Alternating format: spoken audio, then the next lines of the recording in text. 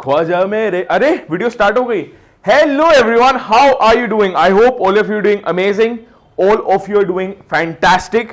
हमारा टारगेट 100 में से 100 है। वेलकम टू अ लर्न करो क्लासेस 9 to 12। आज हम पढ़ने वाले हैं बिजनेस स्टडीज। आपको देख के पता लग गया होगा बिजनेस एनवायरनमेंट हमने स्टार्ट कर दिया था। आज हम करने वाले हैं second part of business environment. एक बात याद रखना, एक बात ध्यान रखना, हमारा टारगेट 100 में से 100 है। जब तक टारगेट नहीं बनाएंगे, उसको अचीव करने की विल नहीं आएगी, बेड से उठने की विल पावर नहीं आएगी, तो हमारा टारगेट 100 में से 100 है। जो भी कोई इस समय ये वीडियो देख रहा है, यार याद रखना, we are covering the whole course, business studies, economics, political science, legal studies. Class 12 के ये सब्जेक्ट्स ऑलरेडी चल रहे हैं और इस वीडियो को लास्ट तक जरूर देखना। मेरे पास आप सब के लिए एक सरप्राइज है, एक टाइम टेबल लेके आए हैं। नवंबर दिसंबर में आप सबका कोर्स रिवीजन किया जाएगा इसी YouTube चैनल पे। आपके एजुकेटर, आपके मेंटर, मेरा नाम गोकुल छाबड़ा है। चलिए स्टार्ट करते हैं। बिजनेस एनवायरनमेंट फर्स्ट लेक्चर नहीं देखा तो प्लीज फर्स्ट लेक्चर देख के आओ। सेकंड लेक्चर पे हम आ गए हैं। मैंने पहले ही बोला था कि ये 2 लेक्चर्स में खत्म है, इतना बड़ा टॉपिक नहीं है यार। और ध्यान रखना, हम क्या मार्क्स वेटेज है उसके हिसाब से हमें पढ़ना है। ये नहीं कि एक चैप्टर जो सिर्फ 6 मार्क्स का आ रहा है या 4 मार्क्स का आ रहा है, उसमें दे रखे हैं 7-8 क्वेश्चंस लॉन्ग आंसर्स, तो हम पूरे के पूरे करने बैठ जाए। नहीं, ये स्ट्रैटेजी बिल्कुल गलत है। ये स्मार्ट वर्क नहीं है, ये हार्ड वर्क है। हमें स्मार्ट वर्क की तरफ जाना है। जितनी मार्क्स वेटेज, उतना पढ़ाई, उतना फोकस। परफेक्ट। दुनिया के best notes are available on the application. अगर आपने अभी तक एप्लीकेशन डाउनलोड नहीं करी है तो कर लो। बिजनेस स्टडीज के बेस्ट नोट्स आपको वहां मिल जाएंगे फ्री ऑफ कॉस्ट। कोई भी एक भी पैसा देने की जरूरत नहीं है, कोई बुक पढ़ने की जरूरत नहीं है। नोट्स पढ़ के चले जाओ। मेरी गारंटी है आपसे 100 out of 100 हम स्कोर करेंगे। स्टार्ट करते हैं आज के लेसन से। तो आज के लेसन में मैं पहले भी बोल चुका हूं हम क्या पढ़ने वाले हैं, इंपॉर्टेंस ऑफ बिजनेस एनवायरनमेंट। हमने एलिमेंट्स पढ़ लिए थे कि पॉलिटिकल, सोशल, लीगल, ये 5 एलिमेंट्स हम पढ़ के आ चुके हैं।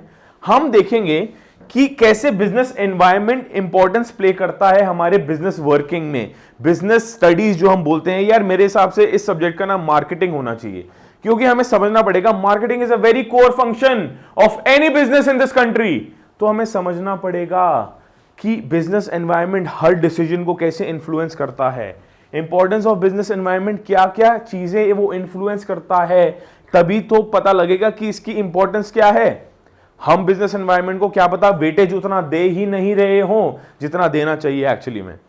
आप मेरी बात समझ रहे हो? तो हम चलते चलते फिर हमें पता लगेगा, ठीक है हमने वेटेज तो समझ ली कि ठीक है इसकी वेटेज है।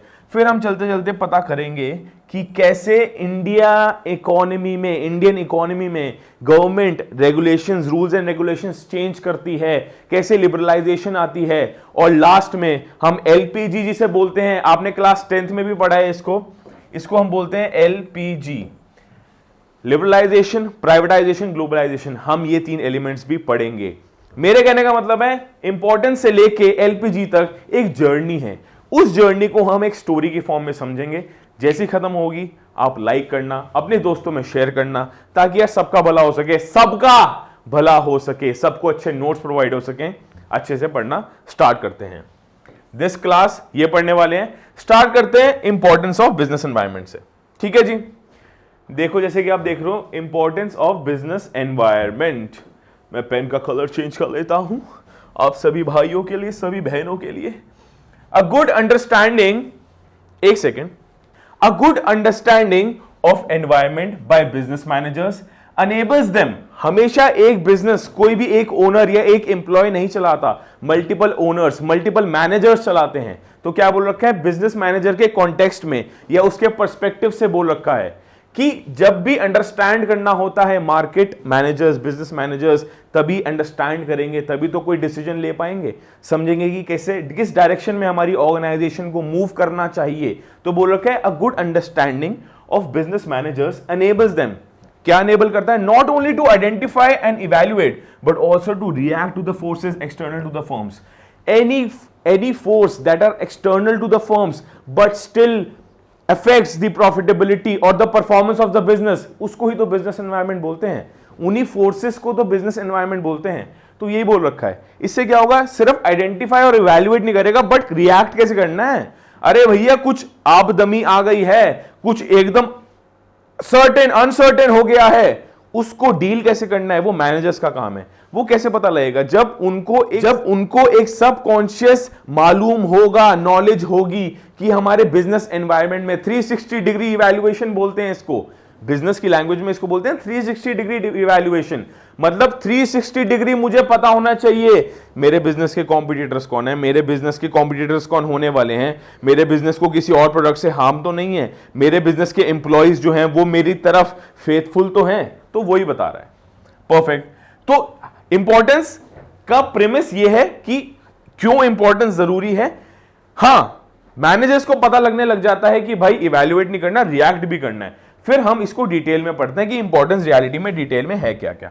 देखो यहां पे, इट एनेबल्स द फर्म, अब फर्म की बात करें, to identify opportunities and getting the first move advantage. भाई साहब मारुति का एग्जांपल दे रखा है, मैंने क्या कर रखा है, हर सेंटेंस के नीचे एक एग्जाम्पल है, हर पॉइंट के नीचे एक एग्जाम्पल है, ताकि एग्जाम्पल से आदमी ज्यादा समझ सकता है, ज्यादा देर तक उसको रिवाइज हो सकता है। एग्जाम्पल दे रखा है मारुति का, Maruti with small cars market. जैसे ही पता लगा मारुति को कि इंडिया में स्मॉल कार्स की डिमांड बढ़ने वाली है, उसने कहा भैया हम नहीं जा रहे नीश सेगमेंट में, हम जाएंगे लोअर लेवल ऑफ इनकम में, जिन बच्चों की, जिन आदमियों की, जिन फैमिलीज की लोअर इनकम है, हम तो उस टारगेट ऑडियंस की तरफ जाएंगे। तो क्या बोल रखे, फर्स्ट मूवर एडवांटेज उसको ही तो बोलते हैं। मुझे पता लगा कि इंडिया में एक ट्रेंड आने वाला है, मैंने उस ट्रेंड पे एकदम प्रोड्यूस करना शुरू कर दिया। हाँ यार, सैनिटाइजर्स की डिमांड बढ़ने वाली है, मास्क की डिमांड बढ़ने वाली है, एक लाइट है बड़ी फैंसी है, चाइना से लाइट्स आ रही हैं, उसकी डिमांड बढ़ने वाली है। तो वो क्या है, सबसे पहले इंडिया में वो मैंने लॉन्च किया, सबसे पहले मार्केट में वो मैंने लॉन्च किया। तो वो क्या है, first mover advantage. Business environment हमें यकीन दिलाता है, हमें भरोसा दिलाता है कि अगर तुम बिजनेस एनवायरनमेंट जानते हो तो तुम अपॉर्चुनिटीज को देख पाओगे, फोरसी कर पाओगे, क्या होने वाला है, क्या कस्टमर्स कैसे बिहेव करने वाले हैं, उसको फोरसी कर पाओगे, जैसे मारुति ने किया था। सेकंड पे हम आ गए हैं। सेकंड क्या बोलता है, it helps firms to identify threats. देखो अपॉर्चुनिटीज भी आइडेंटिफाई करी, थ्रेट्स भी आइडेंटिफाई करे, और अर्ली वार्निंग सिग्नल्स कि कुछ आमदनी तो नहीं आने वाली है, कुछ थ्रेट तो नहीं आने वाली है बिजनेस को। Example, foreign goods entry into India. पता लग जाए ना कि भैया फॉरेन में कुछ सस्ता मिल रहा है प्रोडक्ट। आईफोन की बात ले लो, हम करते हैं ना कि यार हमारे रिलेटिव्स आईफोन बाहर से ले आते हैं, बोलते हैं कि बाहर से आईफोन सस्ता मिलता है, समझ रहे हो ना। तो ऐसा क्या है, तो यार इंडियन प्लेयर्स एकदम चौकन्ना हो जाते हैं कि यार नहीं, हमें अपने प्राइसेस ऑफ गुड्स कम करने पड़ेंगे, क्योंकि फॉरेन गुड्स के प्लेयर्स हमारे गुड्स को कम नीचा दिखा रहे हैं। वो अगर सस्ते में बेच रहे हैं तो ऑब्वियसली कस्टमर्स किसके पास जाएगा, फॉरेन गुड्स के पास जाएगा ना। मैं मौका ढूंढूंगा, जैसे ही मेरे रिलेटिव कोई यूएस से जाएगा, वहां से मेरे लिए आईफोन ले आए, rather than buying an iPhone in India. तो यही बोल रहा है, बिजनेस एनवायरनमेंट के बारे में अगर पता होगा बिजनेस मैनेजर्स को, तो उनको समझ आएगा कि यार कोई थ्रेट्स तो नहीं है, थ्रेट्स हैं तो उसके ऊपर रिएक्ट कैसे करना है वो बोल रहा है। It helps in tapping resources.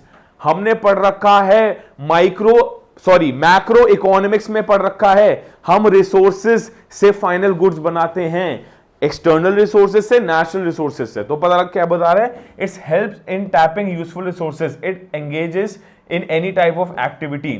A business enterprise assembles various resources. हमें जब तक मालूम ही नहीं होगा कि नेचुरल रिसोर्सेस कहां से आ रहे हैं, कैसे आ रहे हैं, कितनी क्वांटिटी में आ रहे हैं, कितनी क्वांटिटी में हमें प्रोड्यूस करना चाहिए, तब तक हमें डिमांड का या सप्लाई का आइडिया नहीं होगा, हम राइट या ऑप्टिमल क्वांटिटी जिसको बोलते हैं उसमें प्रोड्यूस नहीं कर पाएंगे।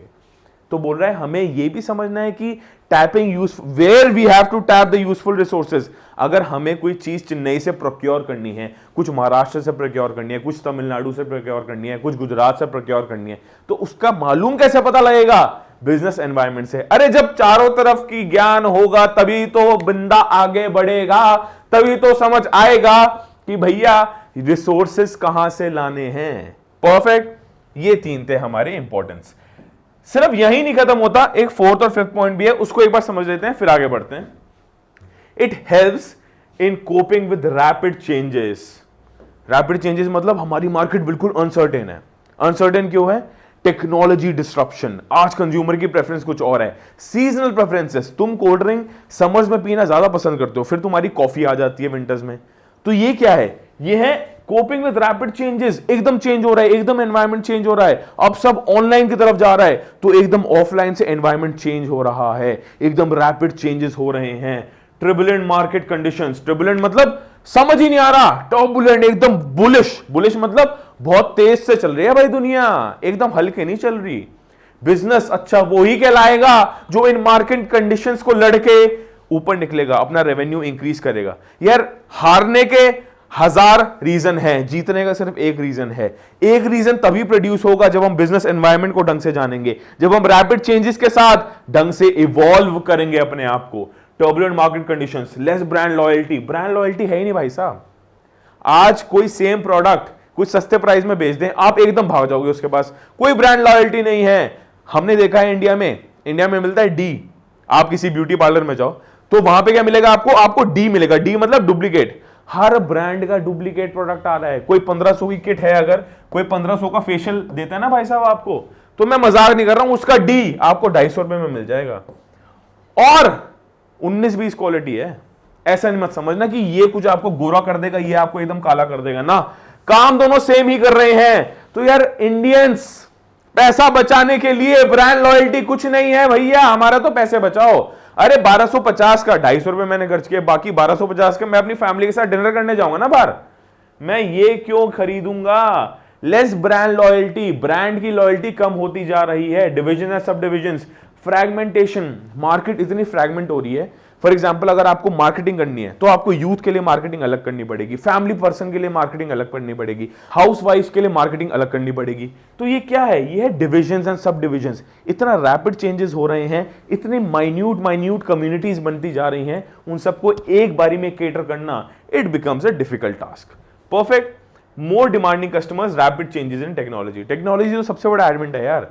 Corona is the biggest disruptor ऐसा बोला जाता है। कोरोना आया, आप सब ऑनलाइन आ गए, हमारे घर केबल कटने शुरू हो गए हैं कि अब कोई केबल नहीं लगाता, अब सबको नेटफ्लिक्स चाहिए। हमारे घर वालों तक को नेटफ्लिक्स चाहिए, अमेजॉन चाहिए, सोनी लिव चाहिए। तुम समझ रहे हो, ओटीटी प्लेटफॉर्म्स पे शिफ्ट हो गए हैं। ये किसका असर है, कोरोना का। ऐसे टेक्नोलॉजी डिस्ट्रप्शन में हम बिलीव कर रहे हैं, इंडिया आगे बढ़ रहा है, समझ रहे हो। तो क्या है, it helps in coping with rapid changes. फिर हम लास्ट इंपॉर्टेंस पे आते हैं, ये है it helps in assisting in planning and policy formation. जब तक मुझे अपने चारों तरफ बिजनेस एनवायरनमेंट का नहीं पता होगा ना, मैं आगे के लिए प्रिपेयर कर ही नहीं सकता। For any plan, any business plan to exist, it is important for that business to plan before and further act on the same. Policy formulate तभी तो होगी यार जब मुझे अपनी गलतियों का पता होगा। मुझे अपनी गलतियों का पता नहीं है, मुझे अपनी बिजनेस एनवायरनमेंट का पता नहीं है, मेरे कॉम्पिटिटर्स कौन हैं, मुझे पॉलिटिकल मूव से क्या फर्क पड़ेगा, मुझे बीजेपी आए या कांग्रेस आए क्या फर्क पड़ेगा, नहीं पड़ेगा, 100% पड़ेगा। पॉलिटिकल फैक्टर है। हर किसी बिजनेसमैन को सरकार चेंज होने पे कुछ ना कुछ फर्क पड़ता है, कोई ना कोई लॉ चेंज होने पे कुछ ना कुछ फर्क पड़ता है। तो अगर एक बिजनेसमैन होने के नाते मुझे पता ही नहीं होगा कि मुझे फर्क क्या पड़ता है, क्या मैं उसके बारे में कभी सोच पाऊंगा, कभी पॉलिसी फॉर्मुलेट कर पाऊंगा? उसका आंसर है नहीं, उसका आंसर है साफ नहीं। तो वही बात है। फॉर इंस्टेंस क्या बोल रहा है, एंट्री ऑफ न्यू प्लेयर्स, बहुत अच्छा पॉइंट है। Entry of new players in the market, which means more competition, may make an enterprise think afresh about how to deal with situation. जब भी कंपटीशन आता है मार्केट में, मेरे भाई हक के छूट जाते हैं, मेरे पैरों से जमीन निकल जाती है। यार एक और प्रोडक्ट लेके आ गया बंदा, जो प्रोडक्ट मैं बेच रहा हूं सेम फर्म वही प्रोडक्ट बेच रही है। अब जब वो सेम प्रोडक्ट बेच रही है तो मेरा कंपटीशन हुआ ना, तो भाई जो करंट कॉम्पिटिटर्स है ना, करंट मार्केट में बंदे हैं, उनके पैरों से जमीन हिल जाती है कि हमारा कस्टमर लेके भाग गया तो तब क्या होगा। तो न्यू एंट्री, देखो new players in the market means more competition, तो वो एक ऑलरेडी एस्टैब्लिश्ड बिजनेस को मजबूर करता है और अच्छा सोचने के लिए और कुछ नया सोचने के लिए। ये थे हमारे इंपॉर्टेंस। अब हम समझते हैं आगे क्या हो रहा है। देखो ये तो थे हमारे इंपॉर्टेंस। अब इसी चैप्टर में एनसीईआरटी में आपके आगे ये बता रखा है कि हमारी इकोनॉमिक एनवायरनमेंट इंडिया का कैसा है। इकोनॉमिक एनवायरनमेंट इन इंडिया में कुछ फ्लॉज रहे होंगे जिसकी वजह से हम एलपीजी की तरफ मूव कर रहे हैं या करे थे। 1991 में हम एलपीजी मतलब लिबरलाइजेशन, प्राइवेटाइजेशन, ग्लोबलाइजेशन की तरफ मूव कर रहे थे। मतलब हमारी इकोनॉमी उस टाइम पर जो भी सरकार रही थी, मनमोहन जी की सरकार रही थी, 1991 पर हमने ये पॉलिसीज, लिबरलाइजेशन, प्राइवेटाइजेशन, ग्लोबलाइजेशन की तरफ हमने मूवमेंट किया था। तो क्या कमियां क्या रही, या कुछ कमियां रही भी थी या नहीं रही थी, उसके बारे में पढ़ लेते हैं। तो क्या बोल रहा है, at the time of independence, बोला ना इंडिपेंडेंस लेके 1991 तक मान लो यार एक एरा है, 1991 से पोस्ट एक एरा है, क्योंकि यार बहुत कुछ चेंज हुआ था। समझते हैं कैसे, पहले समझते हैं at the time of independence क्या सिचुएशन थी। तो सिचुएशन भाई साहब कुछ ऐसी थी कि the Indian economy was mainly agricultural and rural in character. जब भी एग्रीकल्चर के ऊपर ज्यादा बेसिस होगा, जब भी रूरल सेक्टर, जब भी रूरल पॉपुलेशन के ऊपर ज्यादा बेसिस होगा, हमेशा देखना बैकवर्डनेस रहेगी। समझ आई मैं क्या बोल रहा हूं, बैकवर्डनेस रहेगी, क्योंकि कन्वेंशनल आउटलुक है। पहला पॉइंट, ज्यादा इंसान सोच नहीं पा रहा, मॉडर्न आउटलुक नहीं है, कन्वेंशनल आउटलुक है। टेक्नोलॉजी के ऊपर ज्यादा बेस नहीं कर रहा, उसकी जो टेक्नोलॉजी है, जो मेथड्स हैं, वो बड़े प्रिमिटिव है, बड़े बेसिक हैं, वो कोई एडवांस मेथड्स नहीं है। फिर जब हम रूरल पॉपुलेशन की बात करते हैं ना, वो एक बहुत सिंपल लाइफस्टाइल जीने की कोशिश करते हैं। सिंपल लाइफस्टाइल हमेशा जीडीपी को स्टैग्नेंट रखती है या बैकवर्ड बनाती है। कभी भी ट्रांजैक्शंस ज्यादा नहीं हो रही, अगर मैक्रो पड़ी है तो पता होगा जीडीपी ग्रो तभी करेगी जब इकोनॉमिक ट्रांजैक्शंस बढ़ेगी। अगर ज्यादा पॉपुलेशन रूरल एरियाज में रहेगी तो ट्रांजैक्शन नहीं बढ़ेगी। तो ये सब फ्लॉज थे। देखो यार, Indian economy was mainly agricultural and rural in character. About 70% of the working population was employed in agriculture। भाई इतनी 70% प्लस पॉपुलेशन एम्प्लॉयड थी। तो यार ये बहुत बड़ी फिगर है, ये एक मैटर ऑफ कंसर्न है कि यार ऐसा भी था। फिर about 85% of the population was living in villages. गांव में रह रहे थे 85% ऑफ द लोग। गांव में बिजली नहीं आती थी तब, हमारा देश मसा मसा आजाद ही हुआ था और ये सब होने लगा। और लास्ट में production was carried out using irrational low productivity technology. मैंने बताया ना, इतनी अच्छी एडवांसमेंट नहीं थी टेक्नोलॉजी में कि हम फार्म प्रोड्यूस अच्छा कर पाए। फार्मिंग में एक सेटबैक था यार, जब फार्मिंग में सेटबैक होगा मतलब टोटल जीडीपी शेयर भी कम होगा। याद रखो, एक एग्जांपल समझो, जब एक कंट्री की इकोनॉमी, इंडिया की इकोनॉमी मान लेते हैं, उसमें प्राइमरी सेक्टर भी है, टर्शरी सेक्टर भी है, सेकेंडरी सेक्टर भी है। अब बोल रहे हैं over 80% of the people lived in villages, 70% से ज्यादा लोग एग्रीकल्चर में थे। तो यार मेजर शेयर ऑफ जीडीपी तो एग्रीकल्चर से आना चाहिए ना, पर नहीं, ऐसा नहीं था। Major share of GDP agriculture से नहीं, किसी और सेक्टर से आ रहा था। हमारी एग्रीकल्चर मेयरली 50% कंट्रीब्यूट कर रही थी, जो कि बहुत कम था। यार एक बात सुनो, जीडीपी को ग्रो करने के लिए जो सेक्टर उसको मैक्सिमम सपोर्ट कर रहा है वो भी तो अच्छा जाना चाहिए। अगर मैं कहूं एग्रीकल्चर जीडीपी को मैक्सिमम सपोर्ट कर रहा है, इसका मतलब यह है कि एग्रीकल्चर भी ऊपर जाना चाहिए, बट रियलिटी में एग्रीकल्चर बैकवर्ड था। Agricultural resources, substances, technology backward थी, या इकोनॉमी बोल सकते हैं हम स्टैग्नेंट थी। समझ आ गई बात? परफेक्ट। कि हमने अब समझ लिया कि क्या क्या फ्लॉस थे, बिल्कुल समझ आ गई। अरे पर ये बताओ, उन फ्लॉस को कवर करने के लिए इंडियन गवर्नमेंट ने या इंडियन इकोनॉमी ने क्या क्या स्टेप्स उठाए। तो देखो, in order to solve economic problems, सारा स्टोरी है यार। पहले हमने पढ़ा कि क्या था, इंपॉर्टेंस क्या है बिजनेस एनवायरनमेंट की। फिर हमने पढ़ा कि यार इंडियन इकोनॉमी इंडिपेंडेंस पे कैसा परफॉर्म कर रही थी। हमें पता लगा बैकवर्ड और स्टैग्नेंट परफॉर्म कर रही थी, उसकी जो स्टेट थी वो इतनी ब्राइट नहीं थी। फिर हमने क्या पढ़ा, जब ये पढ़ लिया तो हमने कहा यार अब गवर्नमेंट को कुछ तो करना चाहिए। गवर्नमेंट ने क्या किया उसके बारे में पढ़ेंगे। और at the end liberalisation, privatisation, globalisation ये कैसे आया, इनका मतलब क्या है, वो अब हम पढ़ने वाले हैं। राइट। फिर बोल रहे हैं in order to solve economic problems the government took several steps. देखो ध्यान से पढ़ो इनको, ये सारी एनसीईआरटी लैंग्वेज है। The government took several steps in the form of development plans. तुमने सुना होगा 5 year development plans, 5 year plan programmes, ये सब सुना होगा ना। ये गवर्नमेंट के दिए हुए डेवलपमेंट प्लान्स हैं। इनका मोटिव क्या था? इनका मोटिव एक बार अलग से लिखो क्या था। इनका मोटिव था जीडीपी ग्रोथ, ये वन मोटिव था। सेकंड मोटिव था फुल लेवल ऑफ एम्प्लॉयमेंट, ये आप लिख सकते हो। इसके बाद मैं एक्सप्लेन करूंगा ये क्या क्या है, और है सेल्फ सफिशिएंसी, कि हमें किसी और सरकार पे, किसी और देश पे यार डिपेंडेंट नहीं होना चाहिए। We are independent country. हम जब देश में आजाद हुए हैं तो यार हम रिसोर्सेज के लिए किसी और कंट्री या किसी और स्टेट पे क्यों डिपेंडेंट है भाई? हम तो सेल्फ सफिशिएंट है ना। देखो यही बोल रहा है, इनिशिएट रैपिड इकोनॉमिक ग्रोथ, मतलब जीडीपी ग्रोथ की बात कर रहा है ये। Initiate rapid economic growth to raise the standard of living. यार जब डेवलपमेंट होगी, जब हमारी जीडीपी ग्रो हो रही होगी, तभी तो अनएम्प्लॉयमेंट रिड्यूस होगा, पॉवर्टी रिड्यूस होगी, अवेयरनेस बढ़ेगी, ये बोल रहा है। बिकम सेल्फ रिलायंट, देखो आगे थर्ड पॉइंट क्या बोल रहा है, बिकम सेल्फ रिलायंट। क्या बोल रहा है? Becoming self reliant means setting up a strong industrial base with emphasis on heavy and basic industry. Heavy industries मतलब स्टील, आयरन, इलेक्ट्रिसिटी प्रोड्यूसिंग। जब भी तुम्हें कोई बोले कि हेवी इंडस्ट्रीज की बात हो रही है, मतलब स्टील की बात हो रही है, आयरन की बात हो रही है, इलेक्ट्रिसिटी की बात हो रही है, यार ये किसी भी कंट्री का बेस होती है, क्योंकि मैक्सिमम रेवेन्यू ये इंडस्ट्रीज जनरेट करती हैं। Reduce inequalities of income and wealth. यार जब हमारी जीडीपी ग्रोथ हो रही है, इसका मतलब रिड्यूस इनइक्वालिटी तो अपने आप हो रही होगी ना। Perfect. One thing leading to another वाला केस है।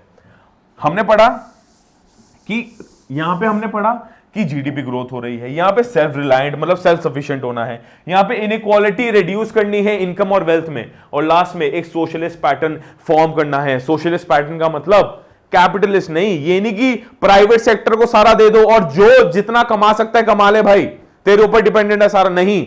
गवर्नमेंट का इन्वॉल्वमेंट रहेगा, गरीब से गरीब को पैसा जाएगा, सब्सिडाइज रेट पे गुड्स एंड सर्विसेज प्रोवाइड करी जाएंगी, उसको ही तो सोशलिस्ट पैटर्न बोला जाता है। इसका मतलब यह है कि हर किसी को एक इक्विटेबल डिस्ट्रीब्यूशन ऑफ रिसोर्सेज के अंडर लाया जाएगा। इस सोसाइटी को अनजस्ट या अनफेयर नहीं बनाया जाएगा, फेयर बनाया जाएगा, बहुत ही प्यारा बनाया जाएगा। सब भाईचारे में रहेंगे, सब आपस में एक सोशलिस्ट पैटर्न में रहेंगे। इसका मतलब सिर्फ इतना है, based on equality and prevent exploitation of man by man. एक इंसान ही दूसरे इंसान को काटता है, यही दुनिया की सच्चाई है, दुनिया की सच्चाई थी, है और रहेगी। पर गवर्नमेंट जब इंटरवीन करती है ना, इसका मतलब वो सोशलिस्ट पैटर्न फॉलो करना चाह रही है। वो कह रही है कि मैन एक्सप्लॉइट कर रहा है मैन को, ये हम होने नहीं देंगे। हम ट्राई करेंगे कि इक्वल अपॉर्चुनिटी सबको मिले, इक्वालिटी हो डिस्ट्रीब्यूशन ऑफ रिसोर्सेज में, and many other things. Perfect, सब सही है। इसके बाद ध्यान से सुनो, फॉर द सेम, अब हमने समझ आ गया कि प्रॉब्लम क्या है, हमें समझ आ गया कि गवर्नमेंट गोल्स क्या चाह रही थी, जिसमें वो फुल एम्प्लॉयमेंट चाह रही थी, रिडक्शन ऑफ इनइक्वालिटी चाह रही थी, जीडीपी ग्रोथ चाह रही थी, सेल्फ रिलायंस चाह रही थी, समझ रहे हो ना। फिर क्या चाह रही थी एक सोशलिस्ट पैटर्न चाह रही थी। उसके लिए उसने क्या करा, for the same purpose India announced a new industrial policy in July 1991। जैसा कि मैंने आपको कहा, सिंस इंडिपेंडेंस टिल 1991 आप एक एरा, एक फेज मान सकते हो। 1991 के बाद एक कंप्लीट न्यू एरा है। चांदी आ गई भैया, इंडिया की चांदी। ध्यान से समझना क्या बोल रहा है।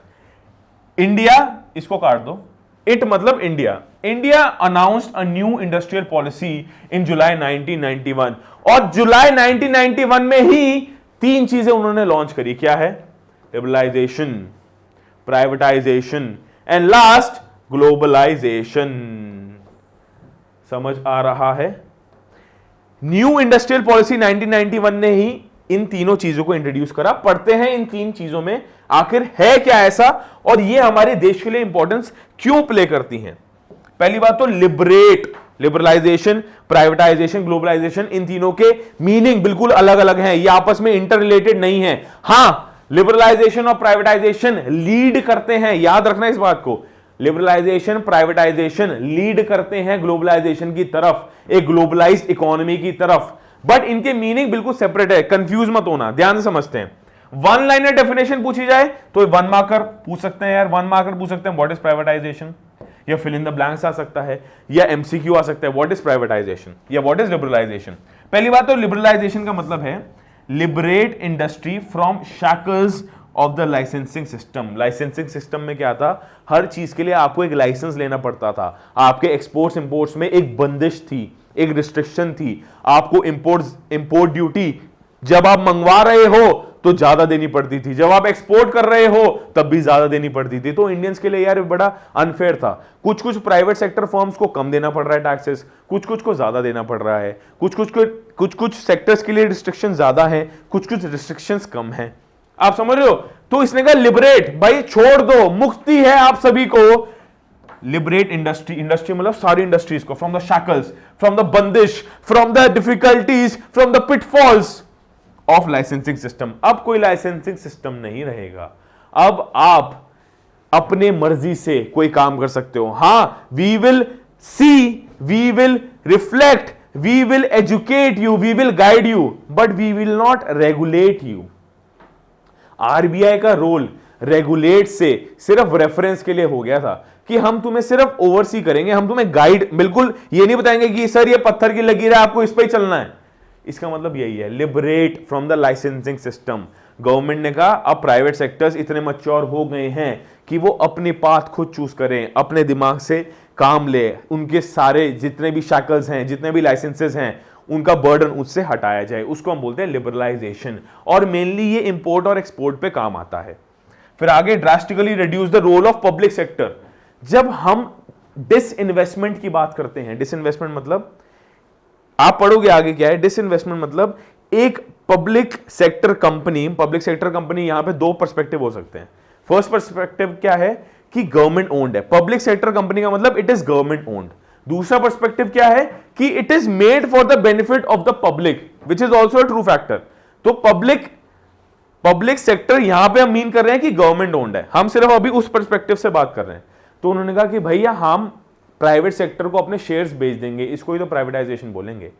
पहले क्या होता था, 51% से ज्यादा शेयर गवर्नमेंट के पास रहता था। अब उन्होंने कहा नहीं नहीं नहीं, ऐसा नहीं, हम प्राइवेट सेक्टर को चांस देंगे। We see a potential in the private sector, private sector भी उतना एलिजिबल है।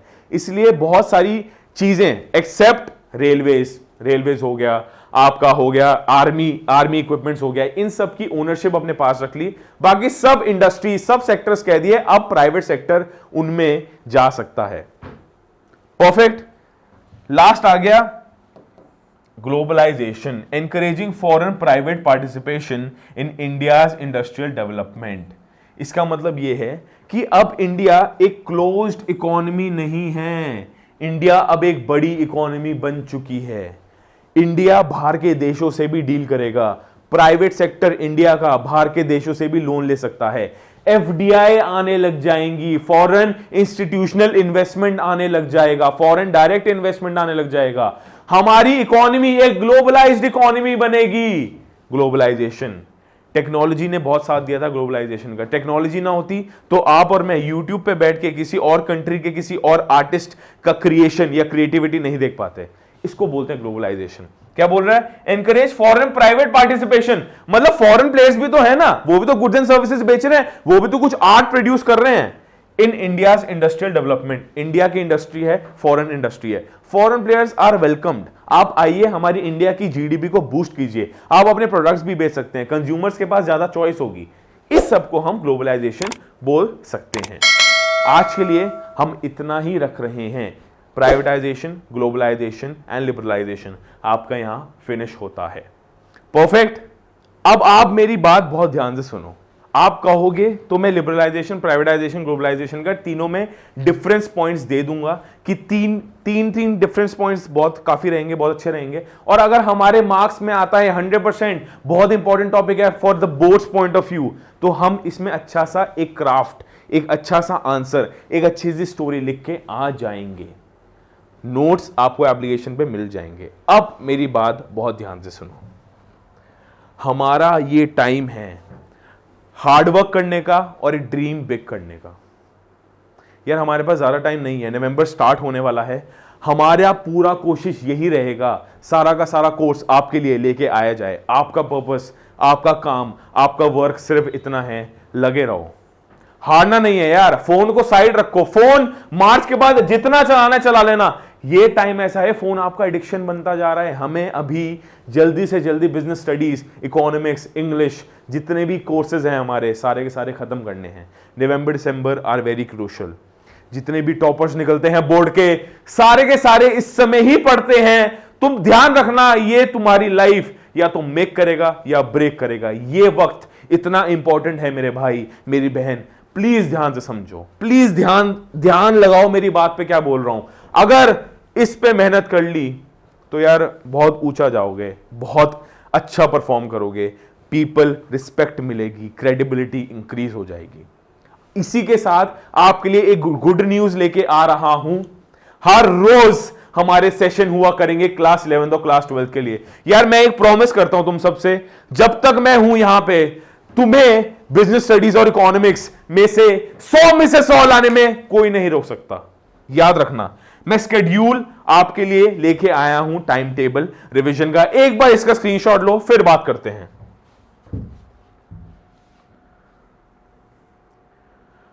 परफेक्ट, बात समझ आ गई है। नवंबर से स्टार्ट हो रहा है हमारा ये स्केड्यूल, अक्टूबर में ये वीडियो आ रही होगी आपके पास। मेरी आपसे गुजारिश है, मेरी आपसे रिक्वेस्ट है, प्लीज इसको फॉलो करो।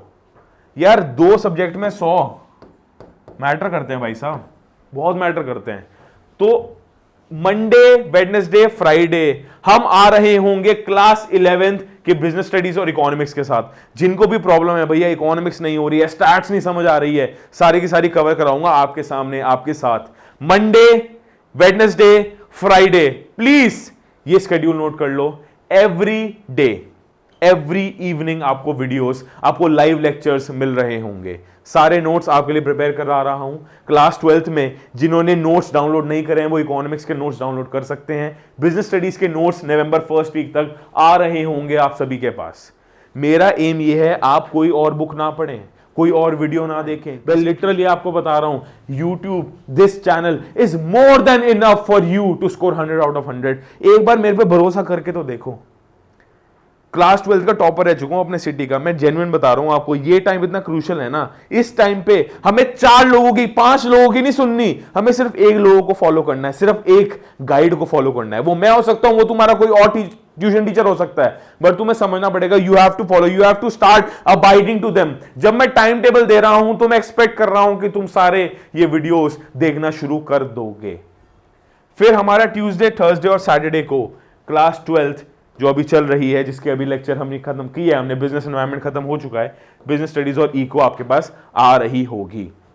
परफेक्ट, अभी तक मेरे साथ जुड़े हो तो प्लीज ध्यान रखना यार, संडे को हम फुल रिवीजन कर रहे होंगे हर चैप्टर का। आपके लिए most important notes, most important questions, most important objective type, most important 6 markers, sample papers, मॉक्स, मैंने आपको प्रॉमिस किया हुआ है हम लेकर आएंगे। संडे क्लास 12 के लिए है।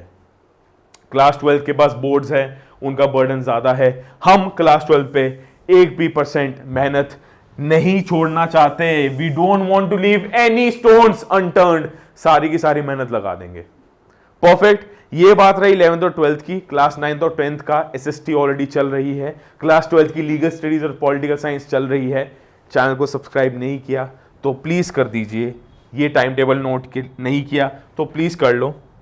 लास्ट में एप्लीकेशन डाउनलोड करो, आपको सारे के सारे नोट्स PDF फॉर्मेट में मिल जाएंगे। उन PDF को डाउनलोड करो। Multi colour handwritten notes हैं आप सभी के लिए, उसको प्रिंट कराओ, बहुत अच्छा लगेगा। कुछ और बुक पढ़ने की जरूरत नहीं पड़ेगी, मेरी गारंटी है, आई प्रॉमिस यू।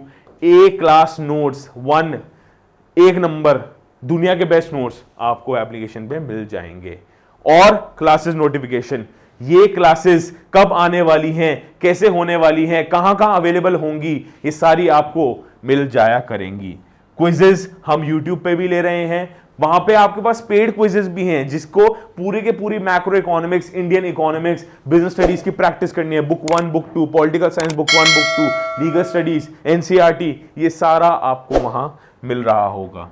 YouTube में क्या प्रॉब्लम है, हमारे पास वीडियो लेक्चर्स आते हैं और सामने तन्मय भट्ट का व्लॉग की रिकमेंडेशन कि हाँ भाई तन्मय भट्ट का नया व्लॉग आया, आ जाओ देख लो इसको। अरे ध्यान रखो, 3-4 महीने थोड़ा सा कंट्रोल रखो। एप्लीकेशन में सारे का सारा video lecture series by series है, चैप्टर बाय चैप्टर है, आपको 1% भी दिक्कत लेने की जरूरत नहीं है। मैं आपका फ्रेंड, आपका मेंटर, आपसे अलविदा लेता हूं। I hope you enjoyed this class.